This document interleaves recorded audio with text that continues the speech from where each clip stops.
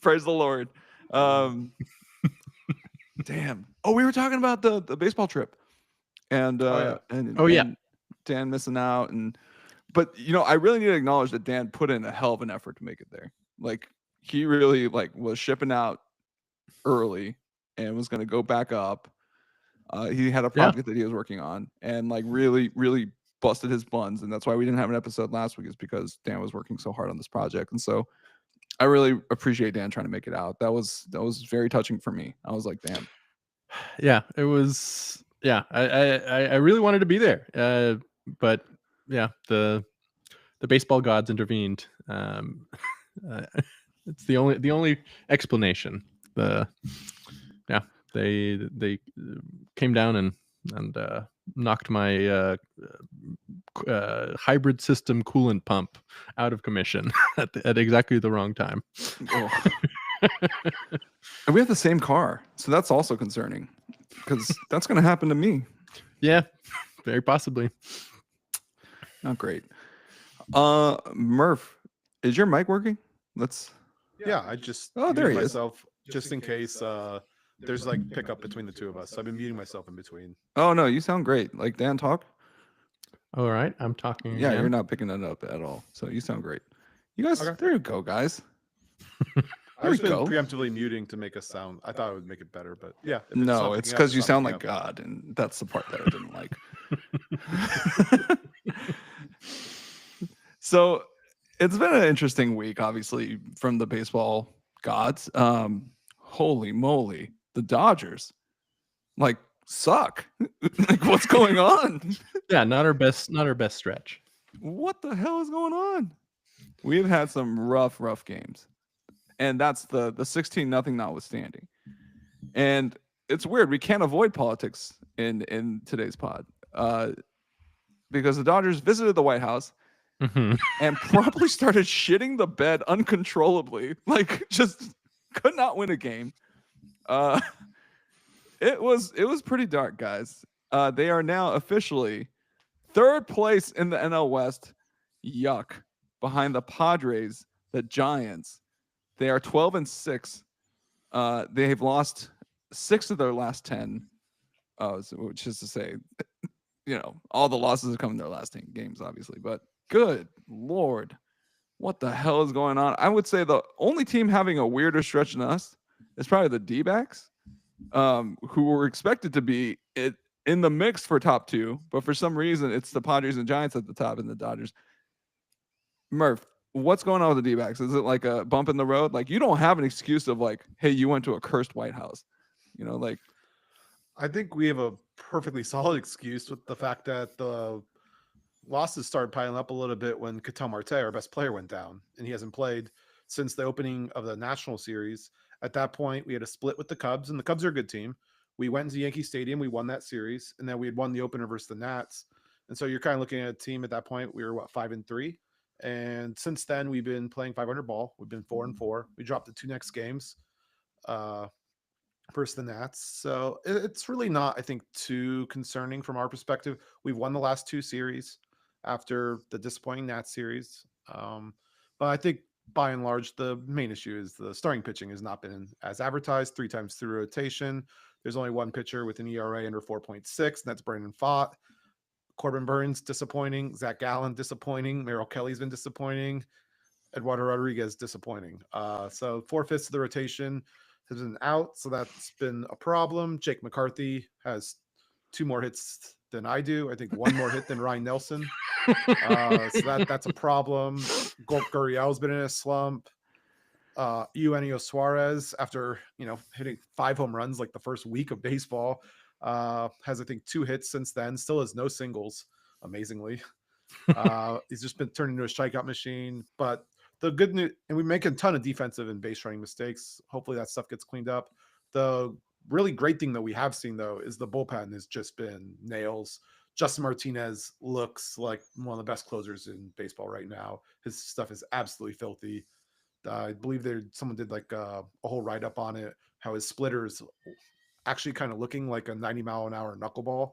It's got the lowest spin. I think what they said, 55 rotations. Oh, wow. Whoa. 90 miles an hour. Like most people who are pulling this on the splitter Whoa. or whatever are in the That's crazy.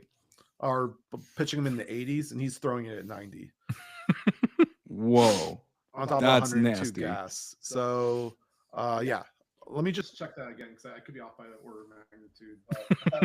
But, Yeah. Well, thanks again.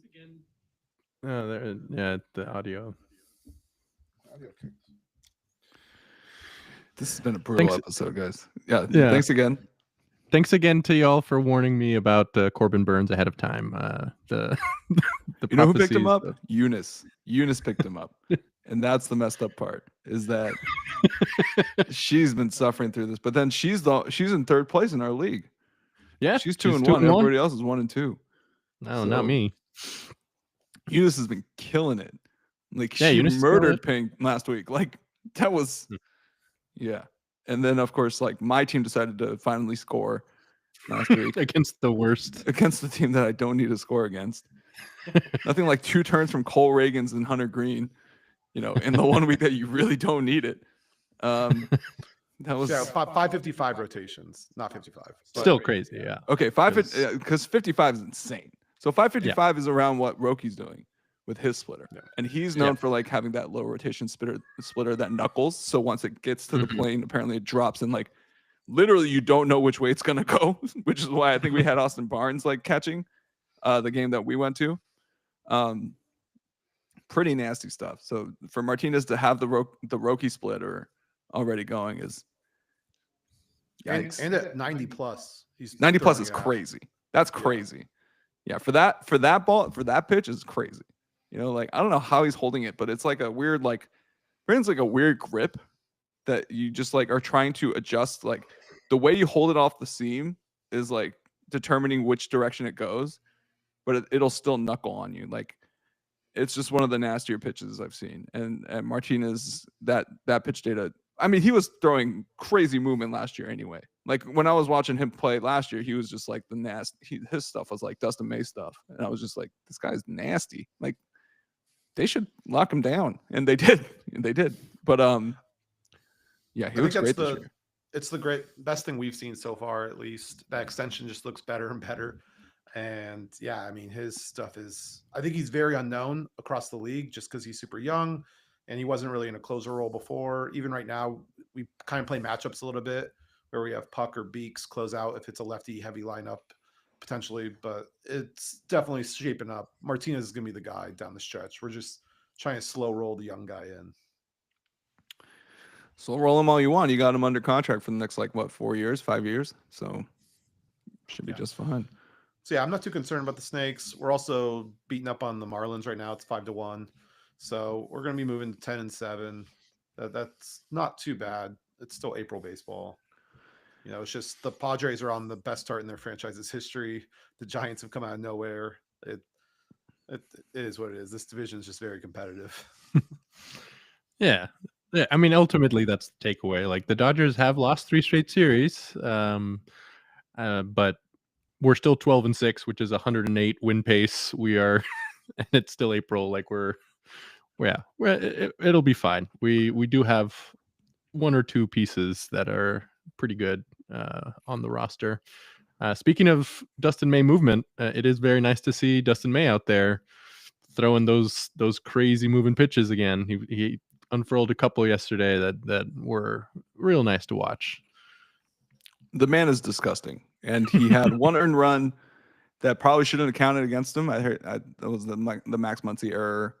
Shouldn't have counted against them, honestly, but like, whatever. Through, what was it, 7 innings, 6 innings? I mean, 6, yeah, 6 through 6. Yeah, and, his ERA skyrocketed to 1.06 yesterday. Son of a gun. Can't trust the guy. He's the best pitcher in our rotation right now, if not for Yamamoto, who has been also he was filthy. Disgusting. Like, this rotation is as advertised. This offense, on the other hand, you cannot have Tommy Edman being home run leader on your team. when you have Shohei Ohtani, Mookie Betts, Freddie Freeman, Teoscar Hernandez. I mean, Will Tommy Smith. Edman tied for the home run lead. Yeah, he's leading the league. If you told me before the season started that the Dodgers were gonna have a non-Shohei home run leader, I've been like, okay, that makes sense. I wouldn't have guessed Tommy Edman, but I still been like, well, you know, you can't be mad that you have the NL home run leader. Yeah, I think Okay, but you are speaks to- ridiculous sometimes. everybody else is not. No. I need everybody to get up to the Tommy level. All right, like this is insane. Okay, Shohei has 5. Sure. To his credit, so he's I right mean, there. yeah. Shohei has 5, Yeah. and so 2025 NL MVP Tommy Edman is doing, what he can, and the rest of the team will catch up with him eventually. it's Soon to crazy. be NL MVP Corbin Carroll also has 5. Oh my god, Oh, only 5? That's only adorable. 5. That's pathetic. Tommy I know Edman what- has 6. I think it's the NL WAR leader. Maybe MLB. I didn't actually check the AL. I rarely do. Yeah, no, I think he is the MLB WAR leader. And it's because he plays a premium defensive position and rakes. Like, what more do you want from the guy? I mean, he doesn't play center. He plays right. That's still premium. Yeah, but I mean, Alex Like, how many Thomas right is- fielders do you know that can hit like that? I know one. No, I mean Him. Like, Judge. Judge is. Judge hits better than him. I guess that's not really. Yeah, but disrespectful to Yeah. Judge. Yeah. Corbin's had a hotter start to the season. Judge, he's hot then he's cold. He's yes then he's no. But when he's hot, he's Yeah, when he's hot, he's really, scorching. really He's hot. gonna hit 75 home runs. Like. But yeah, no, Corbin leading New Team USA captain Aaron Judge. Yes, that's another thing. Is congratulations to Aaron Judge on being named WBC Team USA captain. Makes me wonder if he's going to be Olympic captain too. Then, right? It's like because it's 2 years after, so 2026 and then 28, and then Dodger Stadium was just announced as the official baseball venue for the 2028 Olympics. So congratulations to the Dodgers. Are they going to release the MLB players for the Olympics? Have they come out and said that yet? They freaking need to, man. They freaking need to. Like, this is BS, dude. You can't have a bunch of like cancel the All-Star game like the NHL does. Expand it like by a week or two and let the players play. Like I think that's a pretty simple solution for everybody. I'm right on board with that. Yeah. Because we want to see the best against the best. And it's not just the Americans. It's it's every other country that's represented in MLB between Japan, Korea, Dominicans, Dominican. It's going to be really Ricans. rough to have like, hey, our amateur teams are all playing each other in the Olympics. Like, that's not making baseball an Olympic sport that people want to watch. That's like, I mean, yeah, you can watch it if you're like a sicko like us, like, oh, check out this new Dominican prospect. He's killing it. But if you're a casual fan, you want to see the familiar names. You want to see Aaron Judge come up to bat against Ohtani, pitching, or Roki Sasaki pitching, and all that good stuff, right? So I mean, yeah, literally last WBC with Ohtani versus Trout in the final, like it was some epic stuff because it was the best players in the game in this high stakes game playing, and they've been doing these teammates things. to that point. It's like we would never see this, but for the WBC, which was such a huge, that was a huge get for them. So congratulations, Aaron Judge again on being named captain. It wouldn't have been anybody else, right? Like. Dan, no, he's the obvious. Yeah. Well, I think the only thing this really signals is Trout's not guaranteed to be on the team because Trout has been the captain, and so running it back with him, seniority kind of rules on these international things. So I do think it is interesting that they were so quick to name it as Judge, but Judge really is kind of a no-brainer to pick, even if you're going to keep Trout around anyway. And Trout's not the type of guy I think that would take offense or umbrage to something like this, but.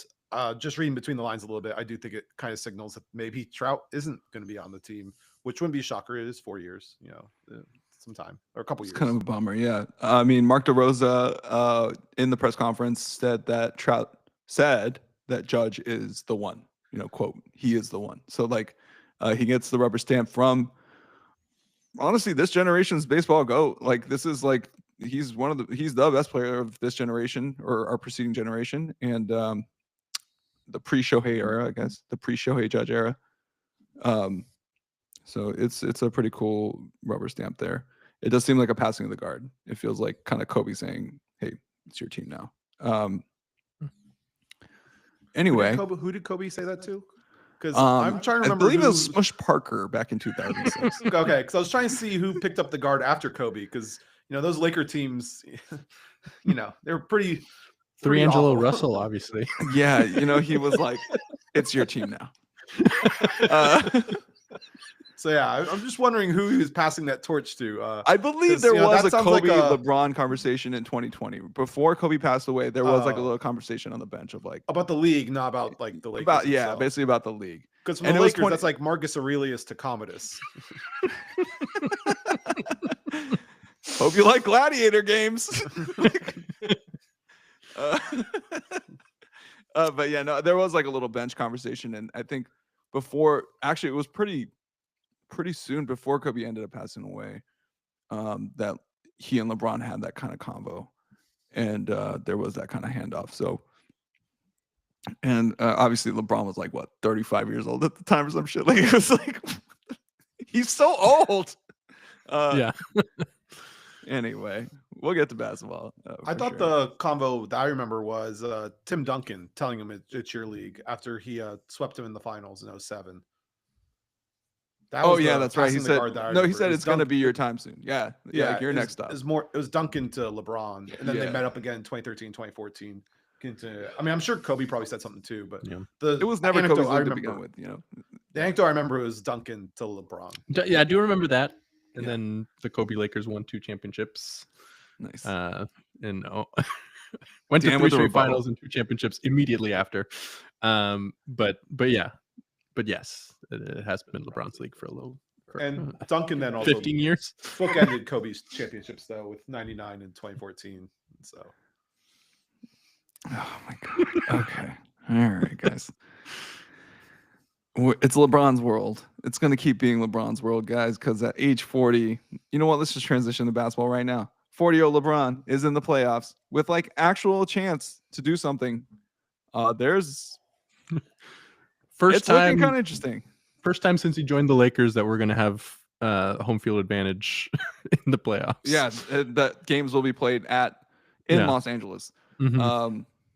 I still contend the bubble was a huge advantage for old teams like LeBron and the Lakers. I think they were able to lock in. Like, I think he was able to handle it better than some of the other guys. But regardless, like, it's not home field advantage. There wasn't anyone there. Yeah, it's big old TV screen. There's some well-meaning people on those screens. Like that's not a real. I mean, the bubble was an even playing field for pretty much everybody. Like I really insist on that. It was about as egalitarian as it gets. I think it. Yeah, I would say it's even like I like that it was the same playing field for everyone. I do think there is a point to be made that certain players would handle that kind of equal playing field better, that whole situation better. But Murph's just saying that because his best player, James Harden on the Rockets, needed a certain type of motivation that he wasn't getting at the time because those restaurants of ill repute were closed, and so he's just talking. I'm not saying that. Like I'm saying that's just sports. Like sometimes, like advantages crop up in the natural. Like that's just meant like teams win because one team has a better mentality than the other all the time. Like that's just part of it. Yeah. Until the sting operation by the NBA to get one of the Rockets the hell out of here in the middle of the series. Listen, man, if Magic City's open, I don't want to hear from James. All right, if Lou Will can go get his lemon pepper wings, I don't want to hear it. They didn't ban Lou Will. Yeah, they banned Daniel House. They picked the right player, crucial enough that the Rockets couldn't overcome it, but not a big enough name that anyone would care that you suspend him. I'm having a hard time trying to think about what's a worse place to go to during a pandemic than a literal strip club. Like it's like brothel and strip club, right? Rave. Like a rave. Yeah, a rave. That's a good one. That's a good one. Any club, really, I think. Yeah, but a strip club is up there. It's like, what are you doing there? Like, are you not aware of what's going on? Like if you're in like the Vault or something at Vegas, like some of those dance clubs, like those are gonna be way more contagion heavy, I guess, than a strip club where you're not really in a mob pit with anyone. You have direct contact with one person. Then but it's like that commercial, like one lap dance from a stripper, you're getting a lap dance from every person that stripper has been with. It's like that. And if one of them had COVID, you might be getting it too. Like Yeah, but have you been to like the bank and stuff in like some of those like Vegas clubs? Like that's those don't get me wrong, those are disgusting, and like there's just no room to move around. Like it's sweaty, disgusting, and like I generally marquee those day spas that have like they put the games on stuff. Yeah, and you're in the water that's like half urine. Like, come on, like those hey, worse. easy. You just don't think 12% urine, 12%. I was going to shout out a mosh pit too, just from recent mosh pit experience in Austin. That was a lot of fun. Now it probably would have been a terrible idea a few years ago. Yeah, but to my point, the only reason Colin's bringing this up is because James Harden didn't have his lemon pepper wing restaurant, his favorite lemon pepper wings, available to him. Harden was fine this series. The issue was Westbrook, which you guys honestly doubled Harden to get the ball into Westbrook's hands. Watched he couldn't, do those 4-on-3s. Specifically, would like jump into the body of LeBron and get blocked, and it was just embarrassing. And then LeBron traded for him to end his Vogel tenure. It was unbelievable. Like you guys literally created a whole game plan to take advantage of Westbrook. Is Russell Westbrook the biggest Trojan horse in NBA history? Still do not understand. that ended the run. That was it. Yep. That was 100%. it. That's the Fonzie jumping the shark moment for the Lakers at that point. It's like, all right, we're done. But we gave up kind of worked for the Nuggets too. Caldwell Pope. We gave up Harrell, who was also important to those teams. And I heard Harrell was kind of a malcontent. And I feel like that's why I sort of qualified that one. But KCP and Caruso were very important to those Alex teams. Caruso is still important. He got traded for Josh Giddey. Like that's like not bad. Yeah, he's important. I feel like Trez's been a malcontent everywhere he's been. Exactly. Yeah. He's been happy since Louisville. That's just because Pitino makes everyone pissed off. Yeah, so that's why Pitino only works in the college game. He has 4 years to just rile you up and gets the whole team to rally against what an asshole he is. And they play super hard and then they leave before they have to deal with it for too long. Murph, would you say that Russell Westbrook was the downfall of the Rockets' contention window? Like that was it? No, I think the end of that contention window was the selling of the team to Fertitta combined with Capella's season-ending injury. I think it hamstrung the Rockets on what we were realistically going to be able to do. Swapping out Chris Paul for Russ, I don't think changes that season because Chris Paul, if you remember, wasn't that great that season anyway. He really had to bounce back 2 years later. But at that point, we had lost the year with Capella. We had let Ariza walk for literally nothing. The team was just getting super depleted at that point, and it was clear Fertitta was going to reset because he didn't want to pay like the super luxury tax that we were heading into. So I don't think it really did. The Westbrook thing ended up kind of just being a super gamble because the Capella for Covington trade, I think, happens anyway.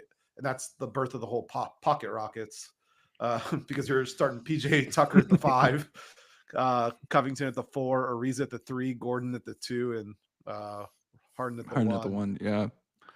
I mean, that was just a really, really small team.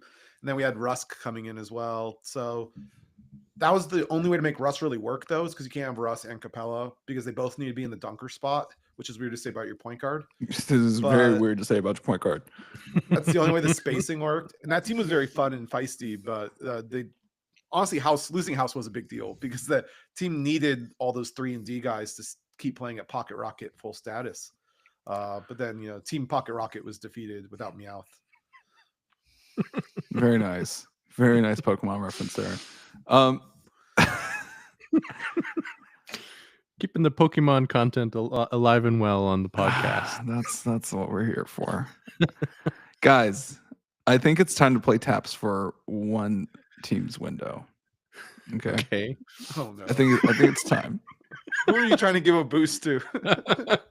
The Bucks? I'll pay taps on the Bucks. This edition of Taps is presented to the Denver Nuggets, who are just stick a fork in them. Stick a fork in them already. You fired your coach. It's you're throwing deck chairs off the Titanic. All right.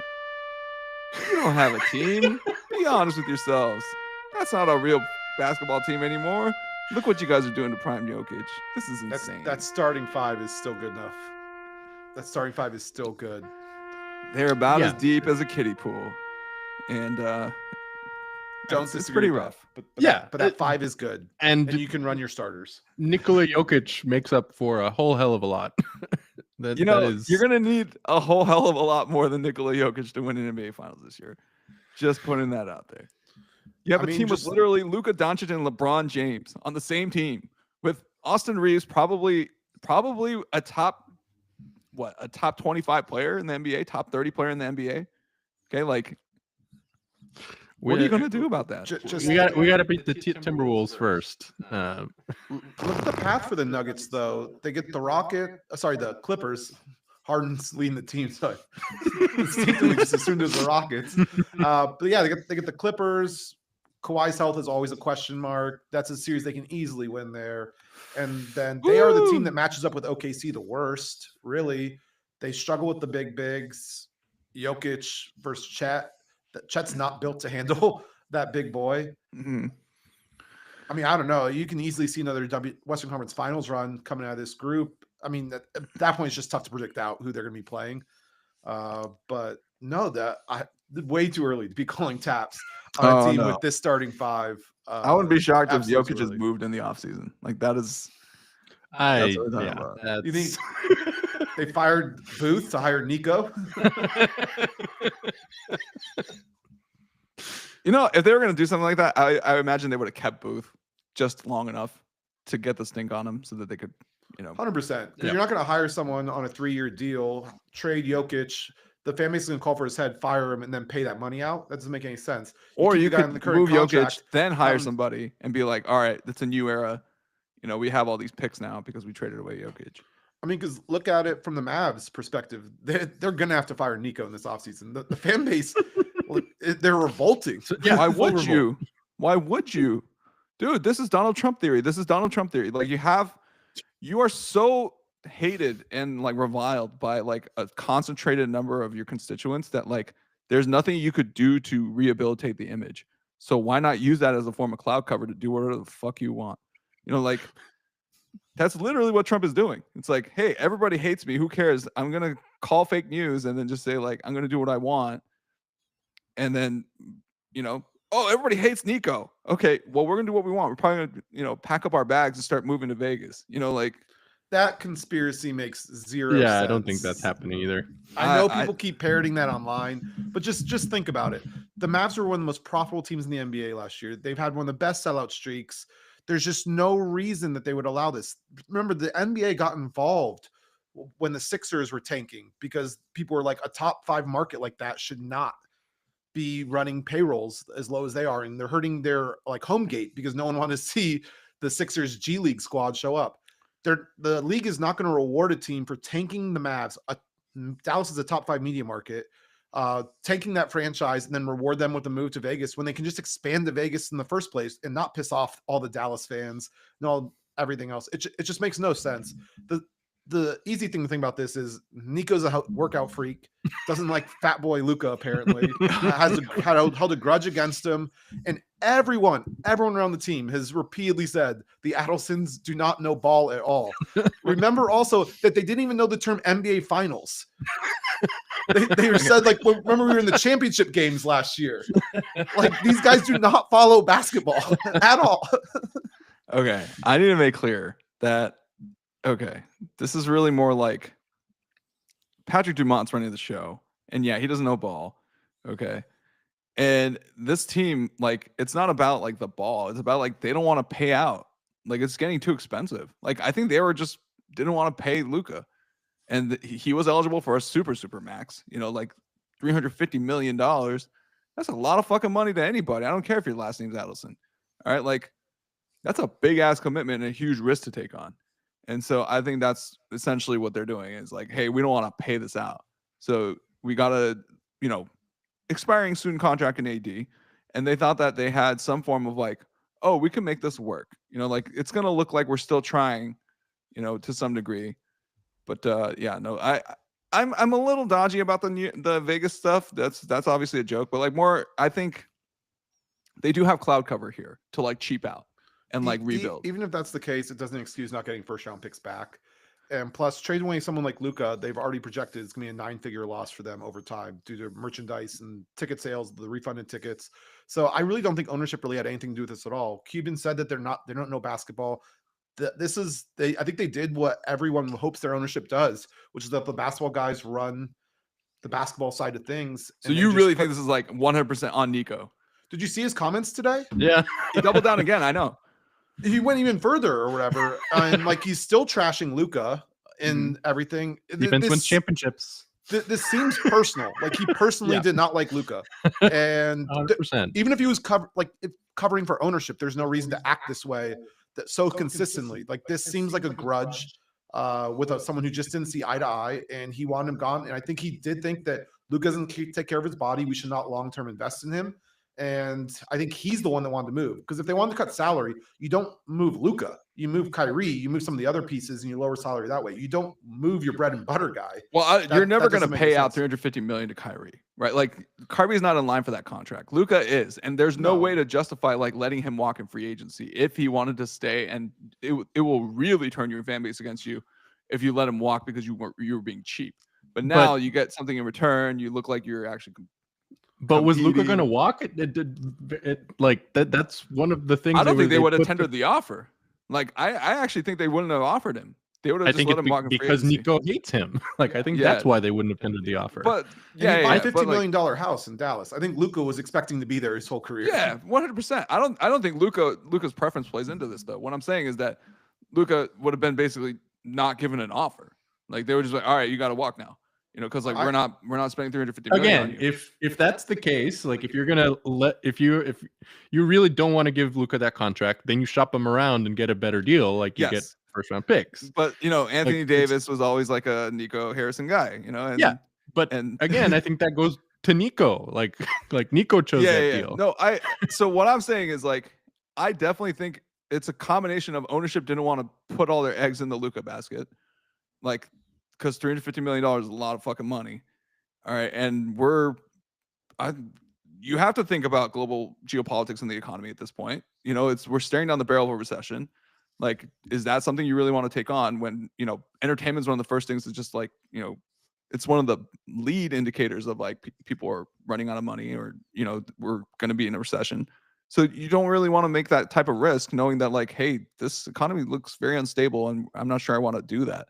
So I think a lot of it was like them talking themselves into it and then continuing to talk themselves into it like repeatedly because of course, what are you going to do? You're not going to get him back. So of course you have to trash him on the way out. Like, I think it is just as easy to believe that Nico was able to talk them into it, saying that like they'd have to pay this big contract and then Nico like trashes them to him. That too. Trashes him to them and like since they don't know ball, they sort of accept that, oh, this guy isn't as good as everyone says he is, but the beat writers said that Nico pitched it. Dumont laughed at him when he first suggested it.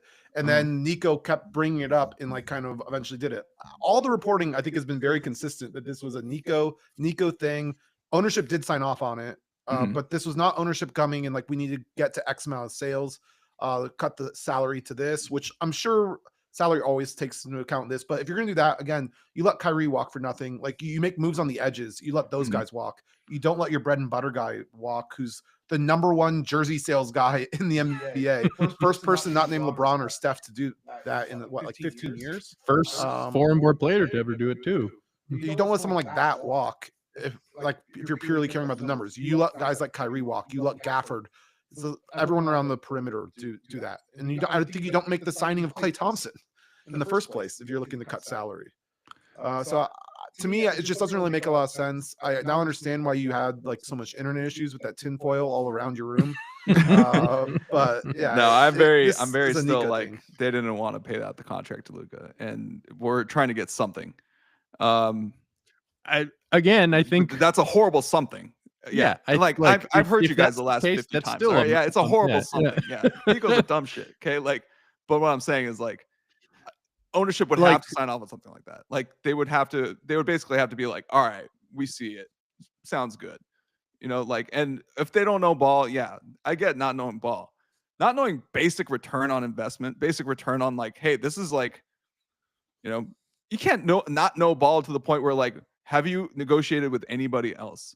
Who else is on the market? These are basic questions that somebody should be asking when you're moving an asset off the books is like, okay, so who are the other bidders? What are our other options?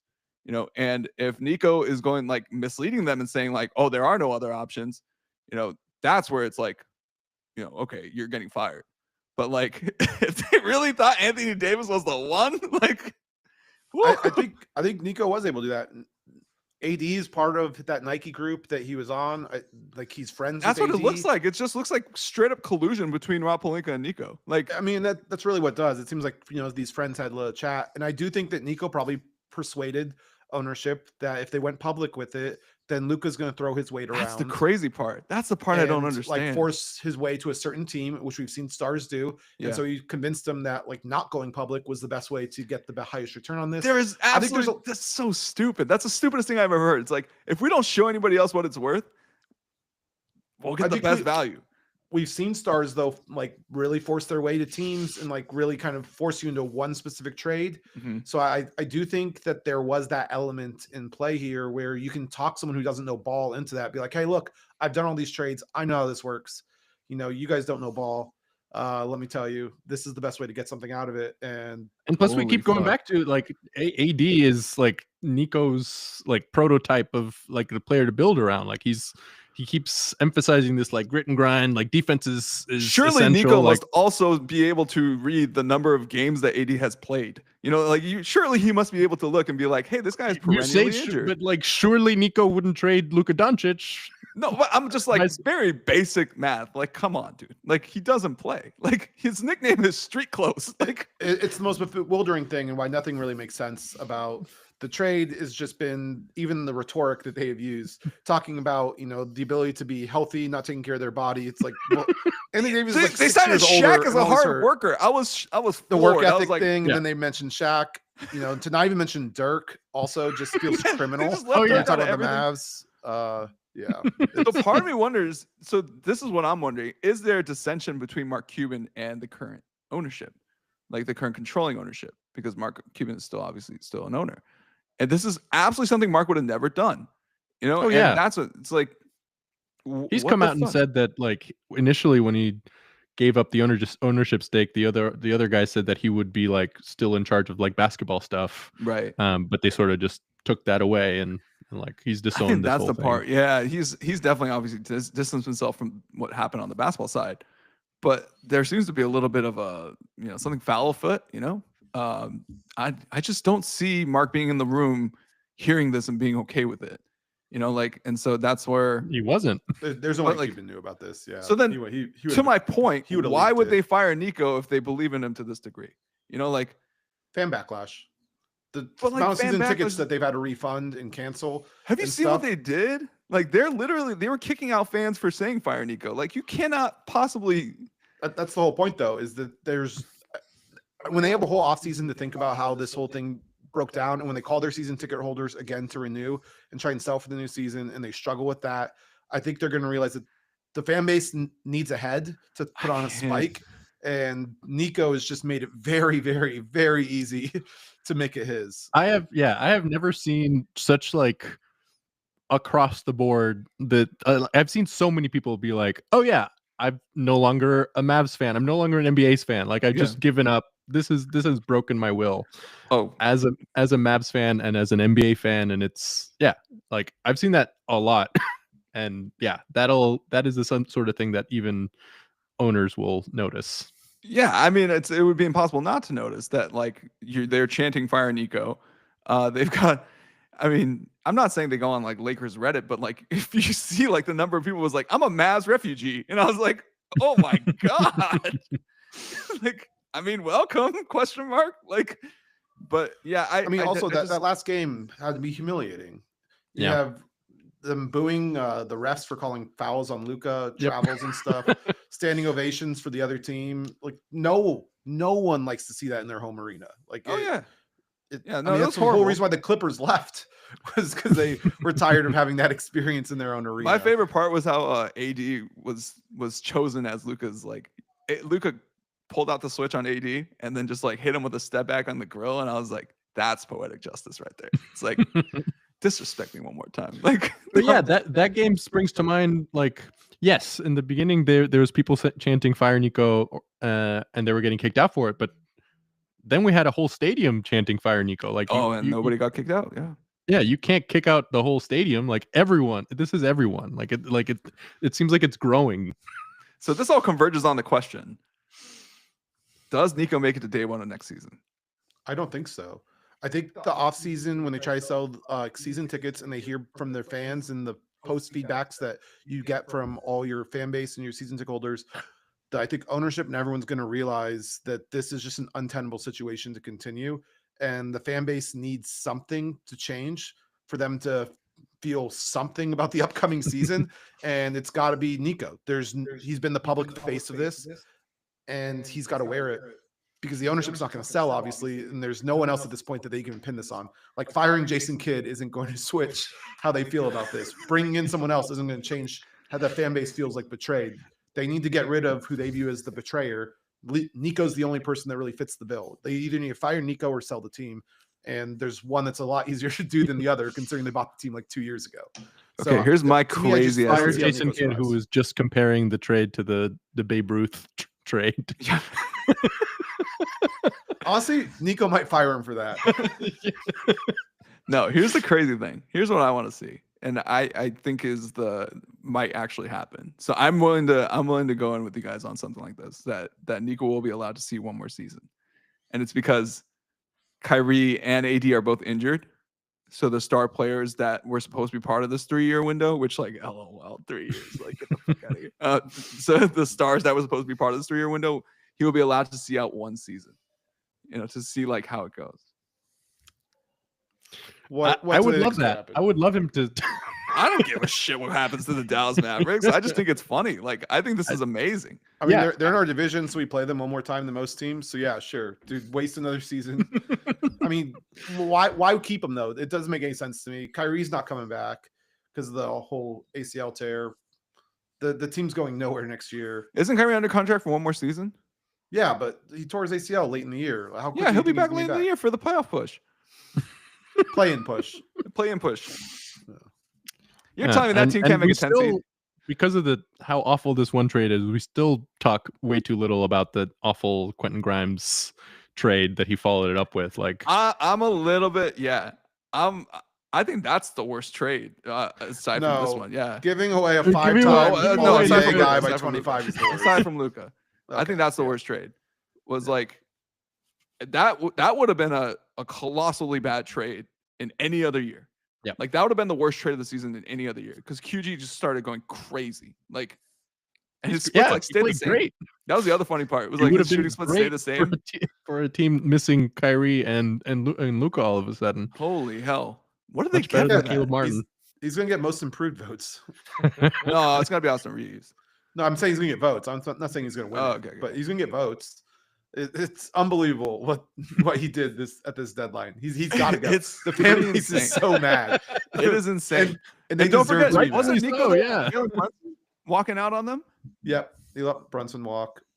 Also, what's it called? The Porzingis trade was pretty horrible too. He probably thinks Jalen Brunson's a little chunky, He's getting a little thick around the thighs. That's what really doomed him. Good God. No, I love this. I think this is hilarious. But like, Oh yeah. yeah. Yes, objectively. yeah, objectively, this is a great source of it. It's like No, objectively, this is horrible. The Lakers once again get gifted a generational But it's player like- when they're watching a window collapse. This is I feel bullshit. like I'm watching the Trump administration with way less stakes. It's like way smaller stakes, so it's allowed to be hilarious. Like, The it's not Celtics democracy have on the lucky, but you guys are on like a shamrock shut up your ass. Like, it's unbelievable We the have a shit that couple happens for the rabbits shoved up our Lakers. ass on top of that. And no, it's pretty funny. Like, Like, just the ability for you guys to pull generational players. like literally out of our ass. Like, oh, look at that. And you guys didn't even draft any of them. Like, I can't Shaq, believe the Magic fumbled the ball. Kobe traded it at the draft, probably the closest thing. Gasol for Kwame Brown. What the hell? LeBron just And randomly Gasol. shows up to save you guys from the worst. Al's little brother was in that trade, and he Yeah, he was a throw-in. No one knew what he was at that point. He was like a 40th overall pick rookie. dude, he was like a defensive player of the year candidate like 2 years later, right? Like, Yeah, but no one knew what he was at that point. He was basically a stash throw in. No, that's Grizzlies the are main playing the part. long game. That was Wasn't Jerry West with the Grizzlies during that time? Like I he think so. he helped broker that trade. I think Kobe Look, asked for help. More Laker I collusion. think Kobe asked More Jerry West Laker help. collusion. I got you. Yeah, LeBron comes and rescues you guys from your worst little drought That was in a ages. horrible from stretch. Absolutely nothing. I mean, at least you gave up real assets for Anthony Davis. I know, but then we Tough to be parlay too that mad about into add another. Hey, add a first round pick now, and we'll give you Luka Doncic in his prime. Like, Yeah, so awful. not only did we get AD in his prime, but we also got Luka Doncic in his prime for whatever we paid for AD plus 1 first round pick and a bag of chips. Like, sorry, Max Christie, but this is incredible.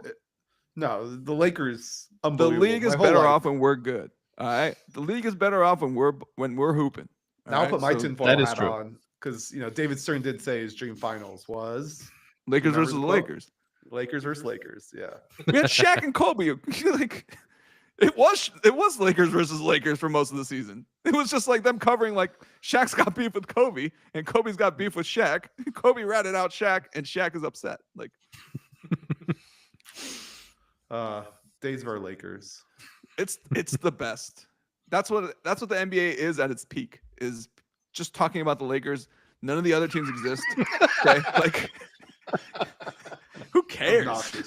Obnoxious. Who even cares? All right, like, yeah, Kobe and Shaq have beef. Just like how LeBron and Stephen A. Smith having beef is like the biggest NBA story. In a season where Nikola Jokic put up a 60-point triple-double. No, the You're gonna biggest talk NBA about- story is the Doncic trade. That's yeah, what we talked that's about the- for that's the next years. biggest. Yeah. Yeah, no, that's a big story. But like, I'm talking about like our players are That's doing its own amazing shit Wikipedia this page. season. Players are doing amazing stuff this season. I really got it. Oh, Jokic yeah. is putting up some unprecedented ass numbers, and they're so tired of doing the SGA versus Jokic argument that they're like, okay, Stephen A. Smith, say something untoward about LeBron's son, and then get in a fight with him. Like that's because you need to loop in the Laker thing here somehow. Like I'm Lakers just in the headlines is peak NBA. I'm just excited to watch a triple double not overshadow someone with a vastly better record for MVP. I like us just really hammering home how stupid that MVP vote was 8 years ago. I've always been of the thought that like the Nike Mafia runs things, and they did for like that 90s to That's the Jaylen Brown 2015. tinfoil hat. yeah. If that was true, Derrick Rose doesn't win that MVP. No, it's because LeBron had so much bad will against him at that time after the decision that it was basically a power vacuum. But There were other people that could have gone. I mean, LeBron didn't even finish second. remember when Ben Simmons won Rookie of the Year over Donovan Mitchell? That was Yes. fraudulent. That was bad. No, That was bad. I still contend that rookie that still counts as a rookie year. Because Blake Griffin did No. the same shit. I hate that. I think gives them an advantage, but I think I think that makes sense to It's me. not as bullshit as Ichiro winning at 30, but Hey, I don't like it. Best hitter in baseball. Yeah, he's a rookie. Technically true. I don't like any really of the NPB guys being eligible, and I think especially with the reward with extra picks, Roki being eligible for it is also bullshit. Oh no, the whole point Rookie's is at least on a Yoshi being eligible last year was a travesty. See, that's All the of funny it thing, is, 'cause though, if he 'cause- balled out, it's like, what kind of rookie's making $30 million a year? Like what the hell is this? But that's the thing, is because the whole point of the award was to reward teams for developing talent. Mhm. Like taking a guy over that Japan developed and putting him instantly in the majors, you didn't develop shit. Yeah, but Like the other you thing don't is like deserve a pick. it's Yeah, it's that's important fair. for the arbitration calculation. Like that's where I have a problem with it. It's like Irrelevant to me on that. The whole point was to reward development. If they never spent time in your system, then you didn't develop anything. You don't deserve to be rewarded for it. they scouted him, they signed him.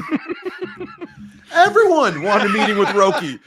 What do you mean they scouted him? We discovered We this actually, guy. I would say the Dodgers scouted him probably earlier than any other team. And I think actually Casey Close came out and said that. There are people that came out and said that it was a back deal agreement with the Dodgers before he Yeah. talked to anyone else. So yeah, great job.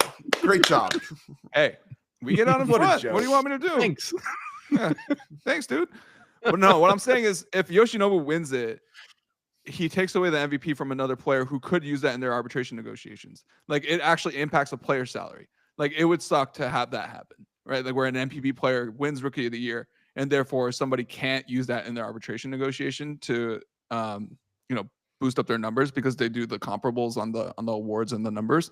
So that's where I have a problem with it. Is like, yeah, you probably shouldn't take that spot from somebody who is an actual amateur, came in like on an amateur deal and like has to negotiate their arbitration soon.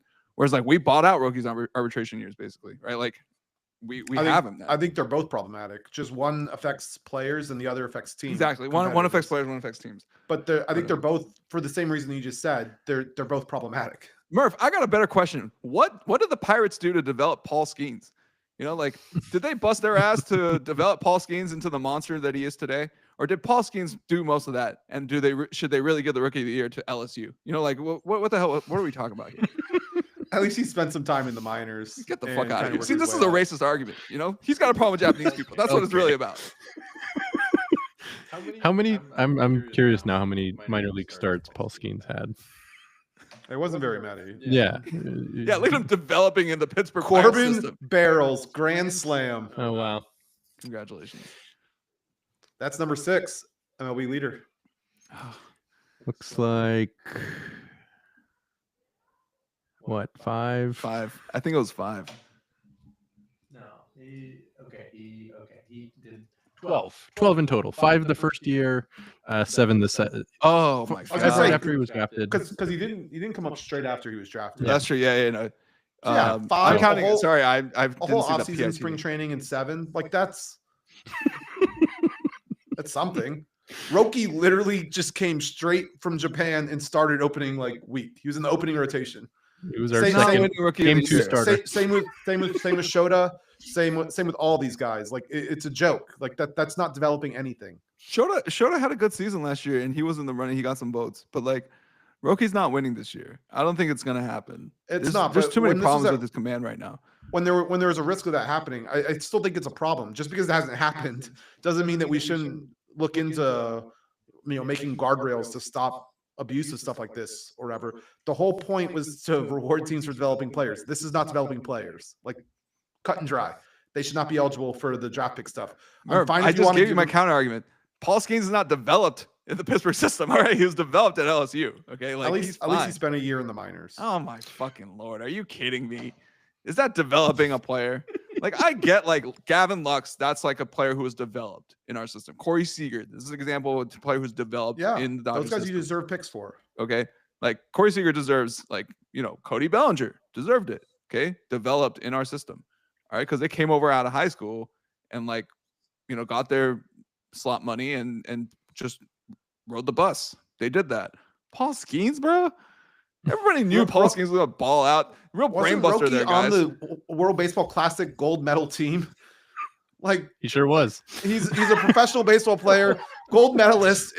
We're talking about this guy. He's eligible against guys who are playing high school ball. He's just a kiddo. He's just finding his way in the league. This is ridiculous. This is utterly ridiculous. He's crying on the sidelines. He's just a kid. You didn't see him crying in the dugout after that rough start. He's just a kid. He been through some shit, man. Let him win. I'm fine with him winning. What's going on? I'm fine. I'm not fine with him winning, but I'm actually still okay with them giving the nation of winning. I just don't think those players should be eligible for the draft pick compensation because it perverts the whole. I'll agree with that. Oh, okay. I'll agree with that. Yeah, that's the part. You know what? Yeah, that part's not cool. It's funny, but it's not cool. Because also, if we win it this year, the whole thing is you have the draft picks, so everyone theoretically is equal to an extent on this. No one had a chance at Roki but the Dodgers. We get him on an amateur contract and then he gets this draft pick. Yeah. I'm glad you've started to recognize how ridiculous and perverted this system is. Guys, we need to really drill home that we need Murakami next year. It is. We'll find a spot for him, okay? Awful. Amassing comp picks. Awful. Infinite comp picks glitch. Yeah, infinite money glitch. Oh man, that's so messed up, dude.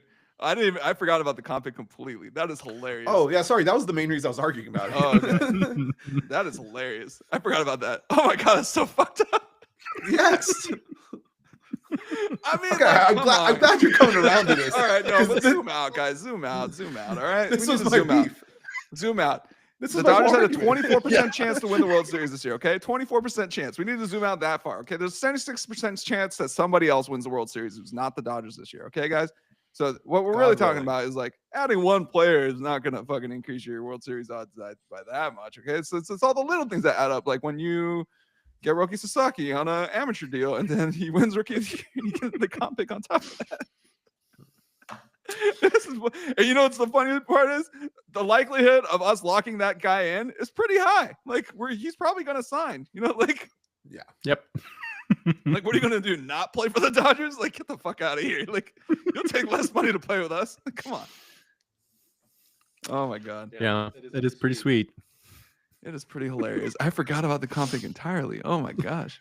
Yeah, That is fucking That's why I'm hilarious. so annoyed. Dude, but like on the flip side, Paul Skeens won it, and the comp pick goes to the fucking Pirates, like, which is basically a graveyard. You know, like you could be talented, you just won't be talented with the Pirates, most likely, right? Garrett Glasnow, Cole's good with them. Garrett Then he Cole, left. you know, like all the guys that like were in the Pirate system and left. Wasn't Garrett Chris Cole Archer was in the good with Pirate them, system? but he immediately turned a lot better once he left. Yeah, I mean, the he was Astros good just with them. had something. Yeah. Like there was clearly something they recognized on pitchers where it's like Yeah, we can get a lot 100%. more out of you. I mean, that guy works for you guys now, right? Oh what? No, we fired our whole pitching staff after the debacle of last year. That sucks. Oh man. Yeah, apparently having the 28th ranked rotation and the 27th ranked pen was not acceptable. But Garrett Cole was already emerged when he was with the Pirates. Just Yeah, real quick. he Like, was he was good. already good. He was Yeah. good, but he definitely took a big step. Like he became top. Like he wasn't a top 3 pitcher like he was with Houston and New York. That's Like, true.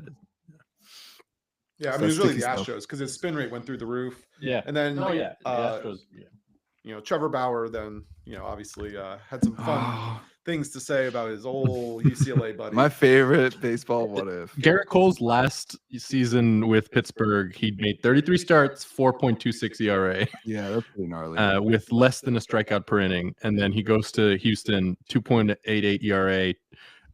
It jumps to 12.4 strikeout per 9. His strikeout per 9 jumped up 3.7. I wonder what happened. It's kind of crazy. Oh my god. And then the Those year trash after, cans it are went lined up with even some- more. yeah, Those trash cans are lined with some sticky stuff. yeah, with pine tar. He's going to just like spider tack and pine tar.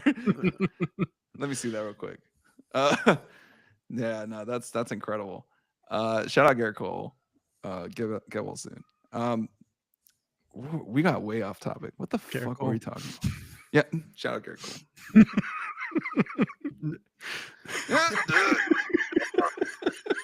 Tony. Watcher of the pod. Yeah, major watcher of the pod. Okay, so Lakers pups. What are we thinking? I was telling Grievous when your feed cut out that I think this is one of the better matchups you guys could have gotten. And so I think you guys have to be pretty stoked from a Lakers perspective to draw this. Luka has always pretty much done well here versus the Timberwolves. Anthony Edwards is probably the biggest question mark is how you guys are going to try and slow him down. I don't necessarily know if you guys really have a great option there. But down the stretch, it's probably going to be LeBron. But can you keep it close for 3 quarters to be able to get your closers in there? Because the Lakers have the best closing unit, or at least the closing unit I would trust the most of any team in basketball right now. So That's fair, yeah. But I think across the board, I think this is probably one of the best things the Lakers could have gotten as far as matchups go.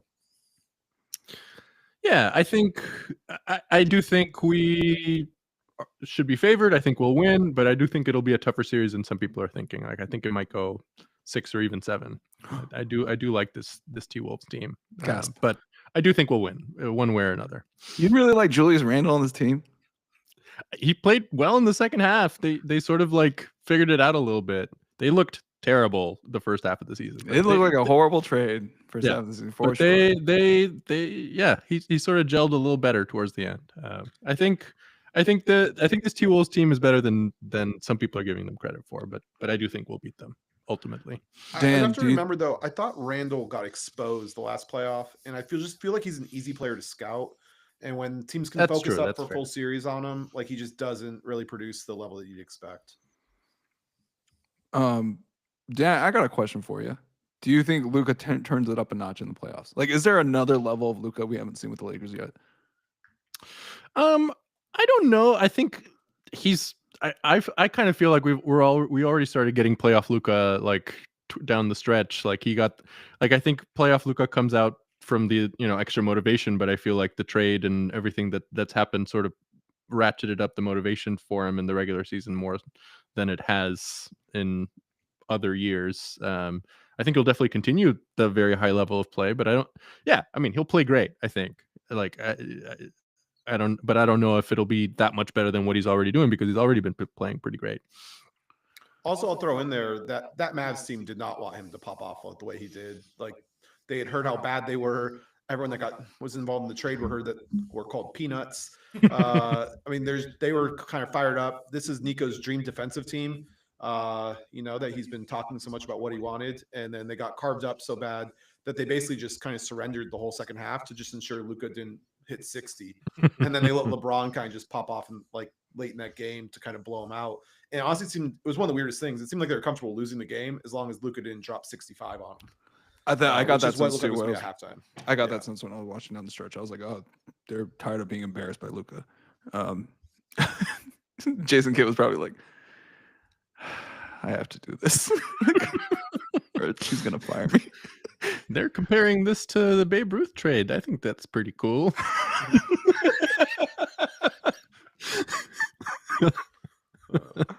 Ask the Red Sox how cool they thought that was for 80 years. Why ask the city of Boston how they feel about that one? To fund a play. Like, oh my God. To fund a play. No Nanette, I think. Is the... Hey, Book of Mormon, Oh my Lord. I would trade Jalen Green for that. Yeah, no Nanette. Murph would sell Jalen Green for a bag of Cracker Jack right now. Like, hey, I won the Drama Desk Award for Outstanding Book. So, there you go. Big investment. Hey, Jalen Green can, he has the whole playoffs to prove me wrong and believe that we should keep rolling him out. But yeah, I mean, I haven't really seen him make a jump that makes me feel comfortable that he's anything but a volume scorer for mid-ass offenses. He's like Nick Young or J.R. Smith. He reminds me of those two guys.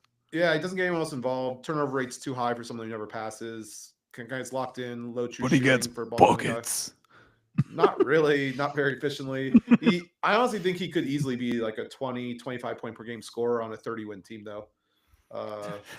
So Jordan Poole, like, is that what you're saying? That's very rude, Collin. Because Jordan Poole at least has a jumper. Rude but accurate. I think he could maybe even hit like potentially like fringe Bradley Beal tier. Like maybe diet Bradley Beal. That is like not the name you want to be comparing to right now. Like, I mean, Bradley Beal a few years ago was definitely a player you want on your team. Bradley Beal now, absolutely. Oh, not, yeah. He could drop 30 a game on a 25-win Wizards team like you couldn't believe. Good God. I'd also throw in Kevin Martin. Humanity. He could be another Kevin Martin. Kevin Martin is also, that's crazy. That's so mean. What did Kmart do, man? Kmart was great on the Thunder when he was the fourth option. That's messed up, dog. My beef with him is just that he's the first option. I guess that just to be clear, if he was our third option, I would not have a big issue with it. I just don't think he's number one. That shooting form is like one of the nastiest things I've ever seen. Like, it is. They need to censor that shit. They should put a black bar over him when he shoots. Because I think Dylan Brooks looks a little weird when he shoots. Amen, not great. Sengun has like a weird little hitch at the end of his shot. No, we're talking about Kevin Martin's shooting. Oh, Kevin Martin. Yeah. Oh my Lord, they need to put a black bar over that. That is disgusting. It wasn't even ugly. Like Chuck Hayes' shooting form, that was ugly. I feel like Kevin Martin's was just like, it was weird, but Hey, it worked for me. It was like weird, but in a I don't know. It was like it wasn't upsetting like Chuck Hayes or it like was upsetting for Joaquin me. Noah's. Yeah. No, it was upsetting for me who tried to play him on I think it was 2K. And I Oh, was just well, like, that's what different. the hell is that release point? Like That's like trying to play with Sean Marion on a video Dude, game. Marion- same thing. Same problem. Yeah. That's a great comp. Same problem. Sean You know who's Marion, the- what the fuck? How do you get buckets like this? You know who's He the made it best? work. You know who the best was to play in those games though was Danny Granger. He has the most traditional, like easy shooting form. Yeah. Danny Danny he's got a Granger's long body, so textbook. you can like really just recognize when you need Him to and Ray release. Allen were my two favorites. Like Ray Allen was also like, oh, this is like, come on. Even Ray Allen isn't perfect though, because he's like that. He's quick, and then he's that mini hitch like at the end that Yeah. kind of throws you off. Like Granger is just smooth all the way through. Yeah, it's like I a really like- textbook, like a creative player, like jumper for yeah. sure. Yeah, I forget what year it was, but one year I would always either draft Jermaine O'Neal or Dirk and just spam fall away jumpers. 'Cause no one could block them. It was great. Dirk was good for that game too because he holds the ball like at the like the peak way a up. little bit. Yeah, so Yeah. you know when to release also. And he's so for the 7 game feet. is easy. Yeah. Yeah, that was a gimme. But of Duncan course, also everybody had a just weird went Kobe and just Yeah. spam dunks. No, Duncan Bo, was Duncan was hard to make play like himself. Like Bo would bench Kobe for Shannon Brown because Shannon Brown was a cheat code in that Oh, game. He had the that's 3-point incredible. icon, and he'd go into the dunk animation so early because his hops are insane. He's dunking it's like a just like- fucking mascot Let during Shannon halftime off dunk. a trampoline. Like it's some bullshit. Like he's It was dunking like awful. the Master P make him say on video, you know, where like the rim's like kind of like lower. He's dunking like that, dude. It was Yeah, Oh man. Shannon Brown was like spin move Mike Vick 04 Madden. Yeah, that there you was go, just there a you go. cheat code, except for it's a scrub player. It was so annoying. For Michael Vick was, oh my gosh, I didn't realize how bad it was until I actually like played as him. Like I think I got the game for like a handheld, and I was like, why is he so fast? Like, is that Everyone a, just is that a everyone quarterback just ran chasing me? verts, have him Yeah. drop back like midfield, and then just spam spin move. It was so stupid. I hated that Incredible. game. and he could throw bombs too. Like, Yeah, he- that's the other thing. His arm rating was really high, so you could actually just touch pass like an 80-yard bomb down the sideline. if you needed to, but most of the but time you're could probably run by running it everyone. in because nobody can catch you. Like He was so broken. I think 05 was the first time they brought in fatigue from play to play Nice. because everyone kept spamming him on 30-yard dropbacks to such a stupid degree that they're like, okay, we have to like players get tired if you keep doing that repeatedly. they do. It's crazy. Yeah, I never yeah. see Michael Vick get tired. 'Cause, yeah, I don't think Madden had a fatigue thing really to that Mm-mm. point before that game, No. or I don't remember it being on there. Nah, I don't remember it's been a pretty traditional thing. I think it might have had more impact in that version, but it's been a That thing could be for a right. while. All right, guys, let's bring it home, man. We got matchups we're looking forward to and gratitude and rants. I'll go first. I'll go quick. Matchup I'm looking forward to. Well, I guess it's the Lakers versus T-Pups this weekend. That's a big one. But I also want to point out that coming soon, I just want to make sure it's this week. WrestleMania. Wait, what? Yeah, it is WrestleMania, right? It's WrestleMania season, guys. And this Saturday, it's WrestleMania. Yeah. Nice, cool. We got Cody Rhodes versus John Cena. All right. For all the marbles, boys. All the marbles. Maybe Cody Rhodes can beat some sense back into John Cena, huh?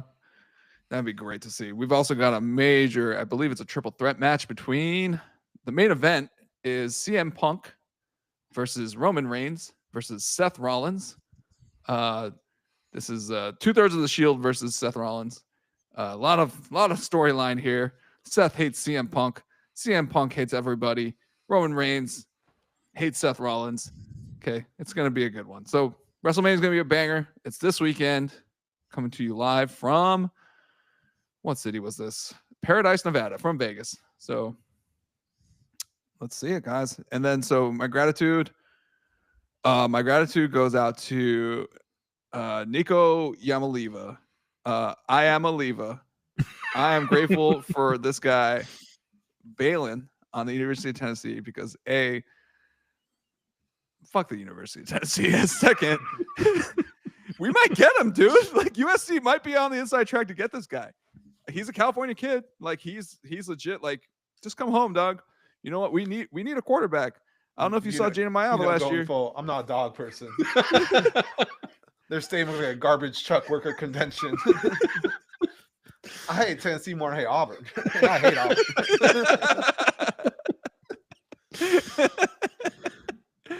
Yeah, so it's gonna be good.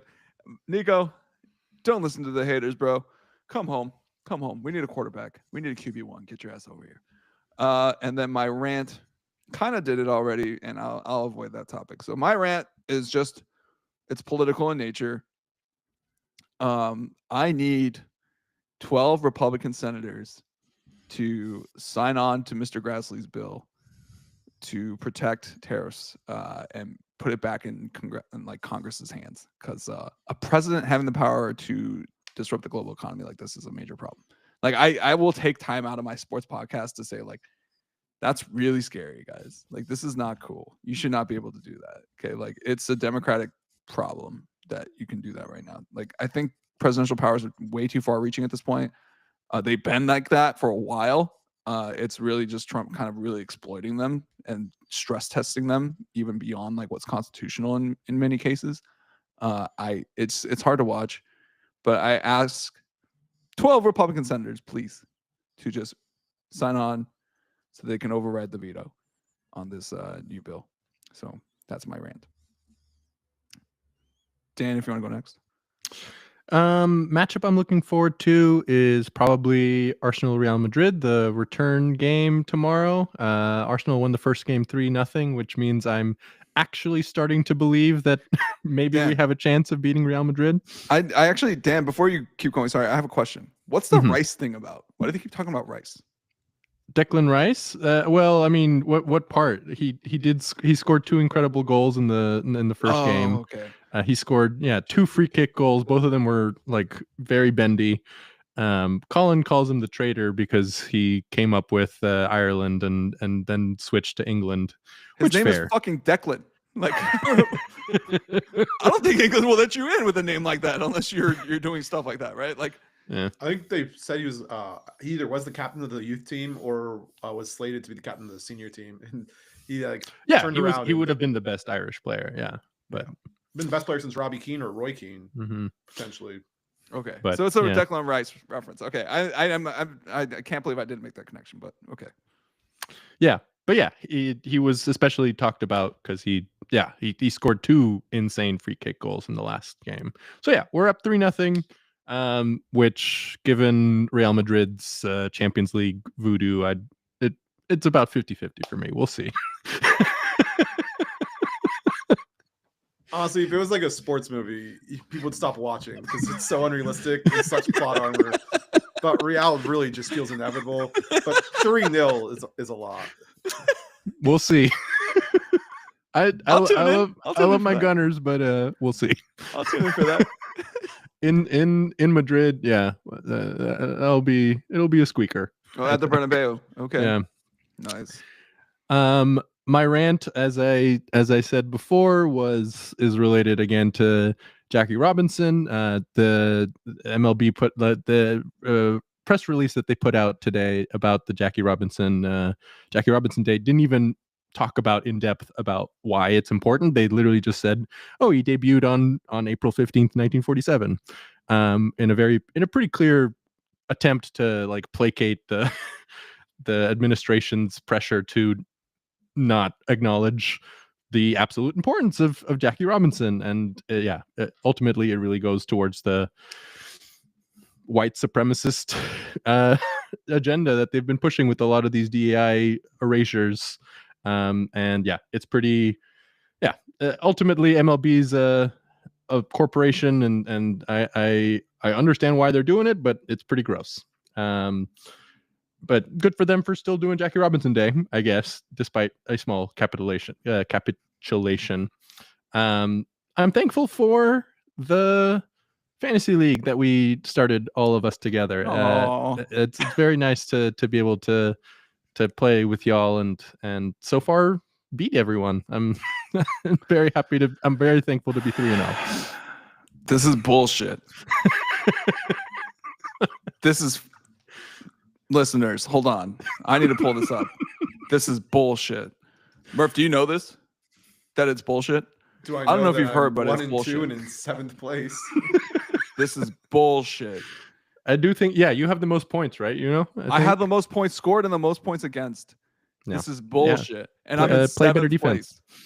See, this is why Nico never would have drafted you. You gotta play defense. Yeah. You know what? Defense wins. Not a two-way guy. Defense wins championships. You know? I play offense too. Like, what? Yeah, you're the Luka Doncic of this fantasy league.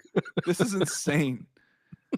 I almost beat my opponent from last week by 200 points. It was 340 to 147. That's how bad of an ass whooping this was. Like, where were those points when I needed them?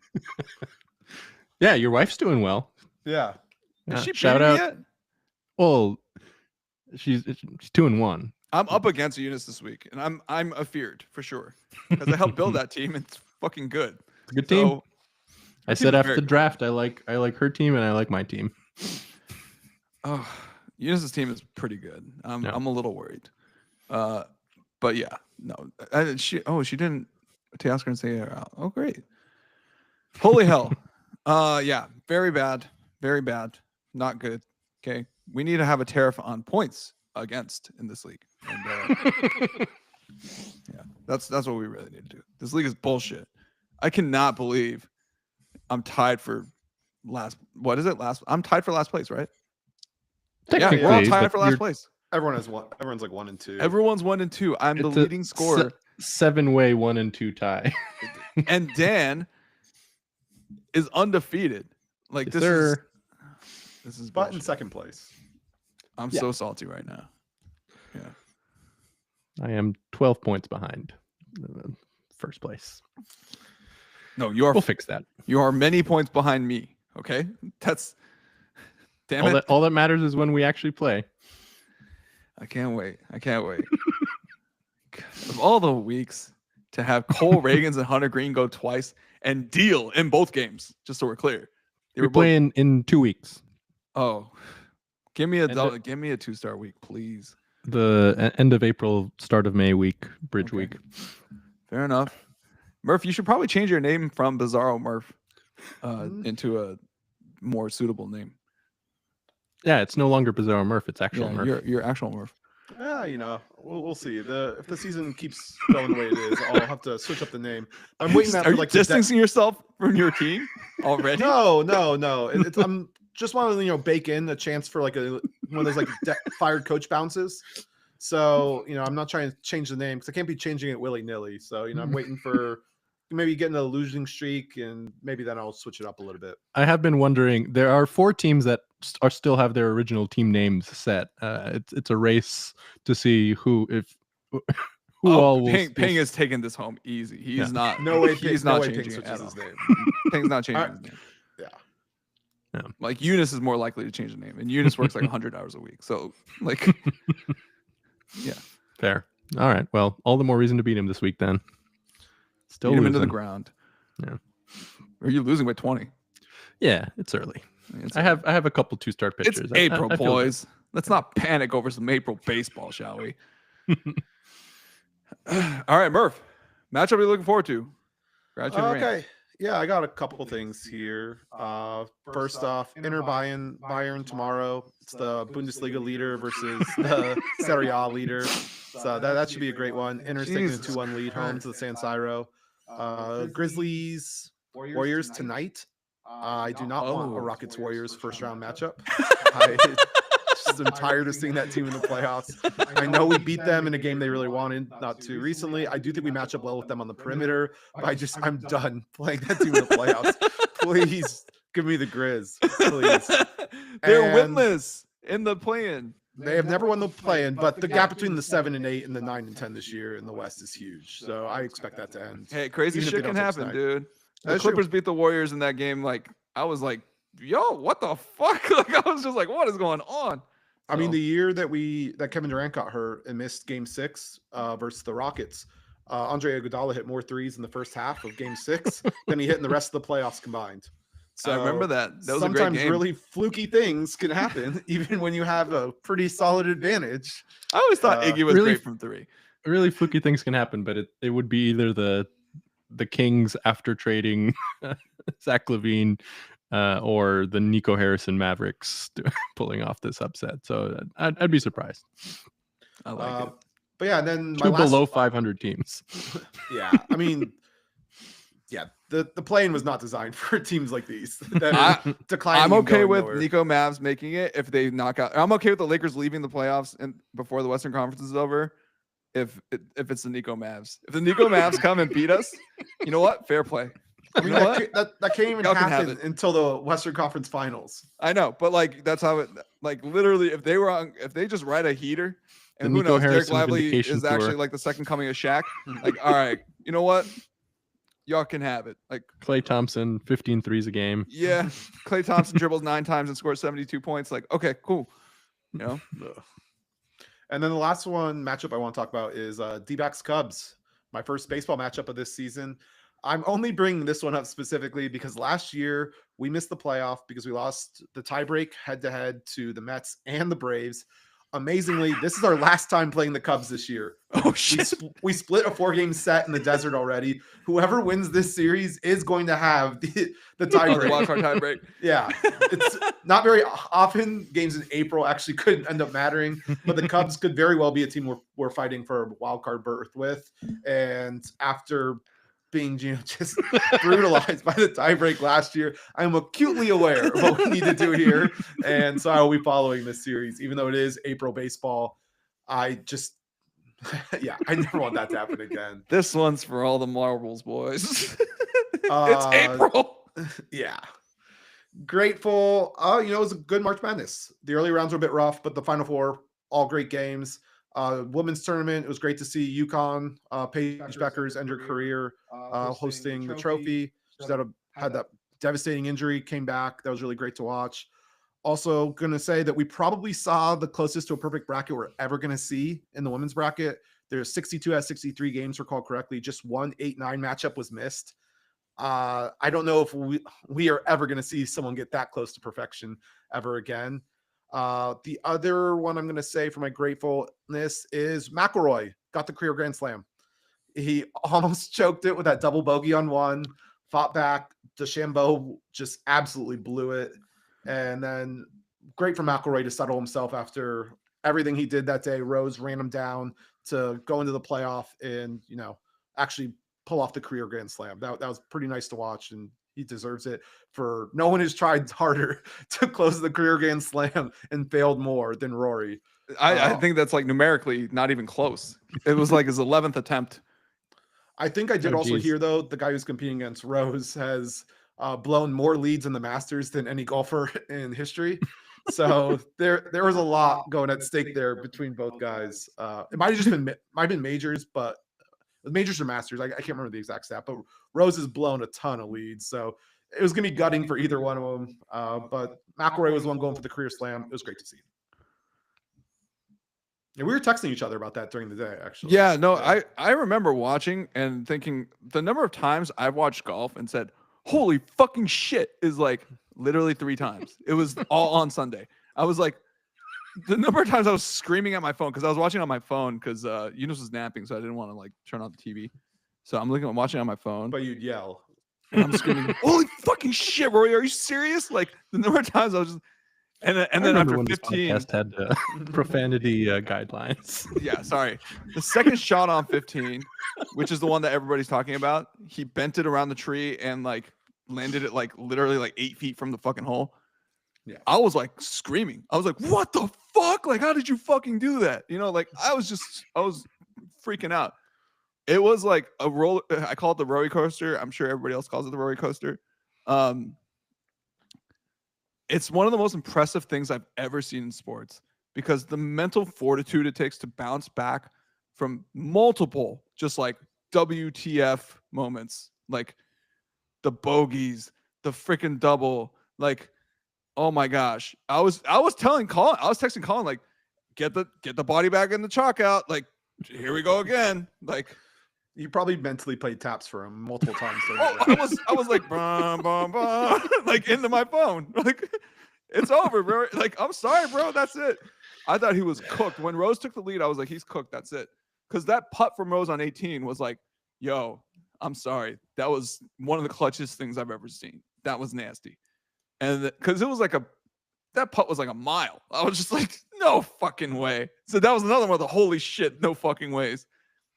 And there's just so many. That was an amazing Sunday at Augusta. Like that is why you watch golf. Like that's the good shit right there. Like just into my veins, please. Like more of that. Oh my gosh. So good. So, but Rory, congratulations. You overcame so many demons, so much crappy stuff happening on the pitch, like all freaking day. And you heard and it even the post first game. round with the bogeys in the first round, like. Well, even like you talk about in the post game, like first thing he said before he even got a question was like, "What are you guys going to talk about next year?" Nothing. You don't have anything as good as that. Because that was the discussion always is, Rory, are you going to get it done this year? Yeah. Rory, are you going to not blow it this year? So I think he definitely is like a monkey off his back. There are golfers with still monkeys on their back. Phil Mickelson at U.S. Open, like this is like. No, I'm so happy for Rory. And when he started crying, like I wanted to cry too. I was like, damn, somebody chopping onions here? Because I know I'm not crying over fucking golf. Like, but dude, it was emotional, man. It was such good drama. Like, shout out to the Masters. And also, best app to watch sports I've ever seen. Masters, so good. Holy moly. Different holes, like the broadcast view, player view for all the shots. Like you can go back and rewatch all the shots that a player had in a tournament. Holy moly, what a viewing experience. Masters app is impressive stuff. Like that is, if you guys haven't done that, do it next year. It's so nice. Yeah. Great app. Shout out to the Masters. Everything they do is just top notch. Yeah. Yeah. Shout out golf. Sorry, Dan. But Serie A versus Bundesliga is not my cup of. Sorry, I'm not picking up the sports. I'm not talking about wrestling. Hey. That is a sport. That's way more physically involved than fucking, kicking a ball around. Like, give a shit about that. No, real wrestling is. No, like, what pro wrestling does. WWE Raw is not. Okay, first of all, it's WrestleMania. It's like the biggest one of the year. And second, cool. I don't know what the biggest Broadway show of the year things are called either. God, how dare you? Sweet. How dare you? Actually killed me in trivia last week. What? Not knowing the WWE stuff? No, operas. Oh, okay. In Broadway. Oh, shit. Shame on you, Collin. I could do that. Yeah. I could do an opera. Come on. Come on now. Come on, Collin. Yeah, I guess I'll go into my rant. I actually have two, if you don't mind, because I have two pretty spicy ones. Number one, NBA teams firing their coaches with the weeks left to go in the NBA season. You're not exactly beating the allegations that coaching doesn't matter in the NBA. Now, two teams that have made the playoffs fired their coaches. Michael Malone, he won a championship 2 years ago, got fired with 3 games left. This is utterly ridiculous. You can't give him 3 more games in the playoffs. The guy who brought you your first title, it's just, I refuse to believe that this improves their championship odds. No way. The NBA is absolutely ridiculous in this regard. And I just can't believe that this keeps happening. The coaches have been so devalued at this point to where this is apparently what people do now. You fire your coach with a week left in the regular season, and it just doesn't matter. This is unbelievable. They're basically just saying they're all replaceable. It was ridiculous when the Grizzlies did it, but it's even. And then the Nuggets were like, "Oh yeah, watch this." Yeah, hold my beer. Again, I just refuse to believe that situation was so toxic. You can a championship winning coach over that. It just doesn't make any sense to me. I heard the players are getting tired of his ass though. And Michael Malone does not strike me as a non-disciplinarian coach. Like he strikes me as a kind of a hard ass. And so that is the story that came out, but still there's 3 games left in the playoffs. Like, come on. Hey, no time better than the present to take the yoke off, okay? And nobody enjoys this more than me. I hate Michael Malone. All right, like he is. It's just because I've ranted about him. No, I've ranted about him on this show. Like I've literally said, him and Jamal Murray live rent free in Laker fans' heads. No. My thing with Michael Malone was before we even played them in 2020. when he did the Cassidy Hubbard, like he told her like it's not Mike, it's Michael. I'm like, there's a guy who's real fun at parties right there. That's what I want as my coach. Not like, what the hell? What a fucking asshole. I was just like, that was my first thing. I was like, and you got to do it to a fucking Asian American woman, right? Like that's the person you want to do it to is an Asian American woman who's just doing her fucking job, calls you Mike. Well, she's I not thought doing he her was an job, asshole from that she's moment on. calling him by the wrong name. Whatever. Like, I agree his response is ridiculous, but Yeah. I feel like in the media you should Do it in know private. Like, don't what call her people out go in by. public. Oh, I remember agree. I just more took Yeah. umbrage with the she's just doing her job. Well, I mean, part of her job is knowing Okay, what to part of her call job is getting the people. name right, but like, Yeah. I mean, that's not on any media guide. You know, like, what the hell? That's horrible. Typically it is. I mean, I do It should commentary, be, but I like, commentary for the online streams for Caltech, obviously. And if people put Michael, I say Michael. If people put No, Mike, I say Mike. I know just what a typical media shit guide for- looks like, Yeah. but you know, it should denote that, right? It's like to be addressed as Michael. You know, like to be addressed only as Michael under their name. Like it'll have a note in there. It's like, hey, you're only supposed to call him Michael. I mean, Like- D3, we don't go that specific, but typically the rule of thumb I've always been given is unless they tell you to use a shortened version, like everyone on the Caltech basketball team called the best player Kate, but like in the books and everything, she's Caitlin. So Yeah. it was like, you know, Yeah, but you know, Catherine Edwards. It's like, yeah, I think you just have to do it that way. And so if you saw Michael, I think you have to say Michael. my thing is like everybody called him Mike up to that. Like people were calling Mike Malone like the whole time up into that. Like, and it's not like the Nuggets were all of a sudden randomly relevant that year. They'd been good for a little bit. Like I they do were wanna calling him back- Mike Malone all the time. backpedal on this because I don't want to stick my neck out and say that his reaction is in any way appropriate. Yeah. I'm just also saying that I do think that like she did minorly like screw that up. Like, Yeah, but still, like that's yes, like a again, class. it- That's a good way to get somebody to dislike you. Is like you do something. yeah, you seem like an uptight like Yeah. asshole. yeah. Which was like, all right, I officially don't like you. And then when AD hit the 3-pointer to send us like to take the game, I was like, yeah, fuck you, Mike. It's probably what she was thinking too. And then when he got fired, I was like, oh, sorry, Mike. Like, And then my other rant, I was actually gutted that championship game, but Houston, what the hell was that final minute? Oof. They had don't even 8 turnovers don't in the even whole start with it, game. bro.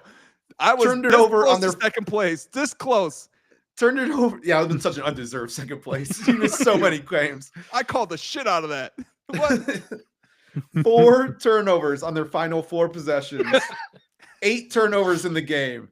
This That is fucking close to second place. Unbelievable, just meltdown for a team that I came out here and I said that they had some of the best closing players in basketball. They honestly couldn't get the ball to my guy though, LJ Cryer. I don't know what Emmanuel Sharp was doing. He just unraveled completely. Kelvin Sampson, Hall of Fame coach, probably. I don't know how they really handle all the scandals, if that's actually going to hold them out or not. I don't know really what goes into that. But man, that was just tough to watch. Houston going for their first title. They had it, and they basically pulled a reversal they did at Duke, where they ran Duke down with one of the most clutch comebacks of all time. That was a All-time banger game. of a game. And then, oh my God, I couldn't believe it. Just a very experienced team like Houston with guys who run the ball, and they couldn't even get a shot up repeatedly. And they fell also into that college trap you see all the time. They were down by 2, shot clock turned off, that ball never went inside the 3-point line.